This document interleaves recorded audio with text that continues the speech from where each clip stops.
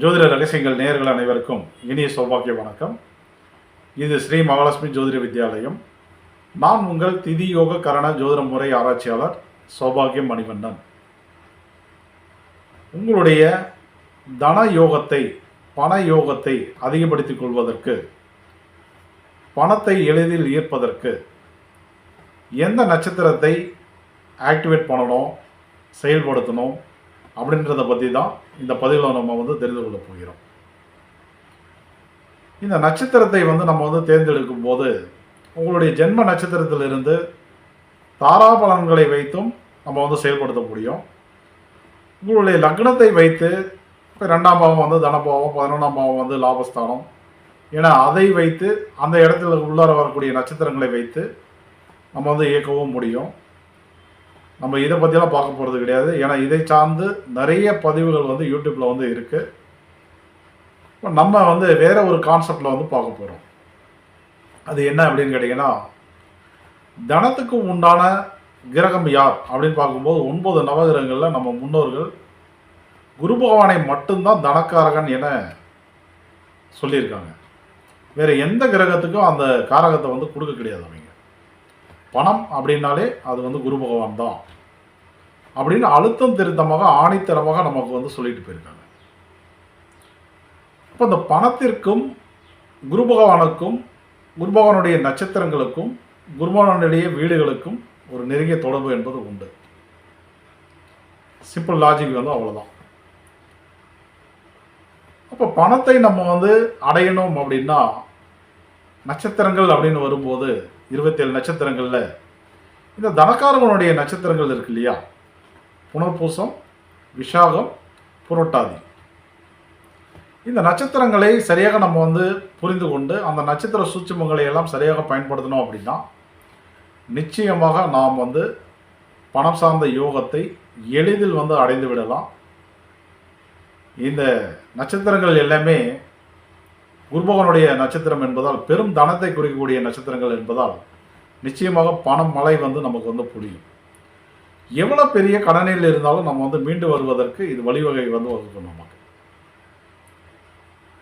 ஒரு நட்சத்திரம் புனர்பூசம். இந்த வழிபாடுகளை நம்ம கையில் எடுக்கணும். என்ன பண்ணணும் அப்படின்னா, புனர்பூசம் நட்சத்திரத்துக்கு உண்டான தெய்வமாக நம்ம பார்க்கும்போது ராமரை நம்ம எடுத்துக்கலாம். விஷாக நட்சத்திரத்துக்கு உண்டான கடவுளாக பார்க்கும்போது திருச்செந்தூர் முருகனை நம்ம எடுத்துக்கலாம். புரட்டாதி நட்சத்திரத்துக்கு உண்டான தெய்வமாக நம்ம பார்க்கும்போது குபேரனை நம்ம எடுத்துக்கலாம். அப்போ இந்த வழிபாடுகளை எல்லாம் நம்ம கையில் முதல்ல எடுக்கணும். ஆனால் ஒரு சூட்சுமம் என்ன இருக்குன்னு கேட்டிங்கன்னா, இதை சந்திரனை அடிப்படையாக வைத்து இந்த வழிபாடுகள் பண்ணக்கூடாது. இப்போ சந்திரன் புனர்பூசத்தில் இன்றைக்கி போயிட்டுருக்காரு, நம்ம ராமர் வழிபாடு பண்ணலாம். விசாக நட்சத்திரத்தில் போகிறாரு, முருகனை வழிபாடு பண்ணலாம். புரட்டாதியில் போகிறாரு, குபேரனை போய் வழிபாடு பண்ணலாம் அப்படின்னு பண்ணக்கூடாது. இது எப்படி பண்ணணும் அப்படின்னு கேட்டிங்கன்னா, நித்திய நாமயோகத்தின் அடிப்படையில் 27 நித்திய நாமயோகங்கள் இருக்குது. அதில் பார்த்தீங்க அப்படின்னா சூலம், வரியம், வைதேதி, இந்த 3 நாமயோகங்கள் நடைமுறையில் இருக்கும்போது குரு பகவானும் இந்த புனர்பூசம், விசாகம், புரட்டாதி நட்சத்திரங்களும் யோக பலனை தரக்கூடிய நிலையில் இருப்பார்கள். யாருக்கு? உலகத்தில் உள்ள எல்லாருக்குமே. நீங்கள் எந்த லக்னத்தில் வேணாலும் பிறந்திருக்கலாம், ராசியில் வேணாலும் பிறந்திருக்கலாம்.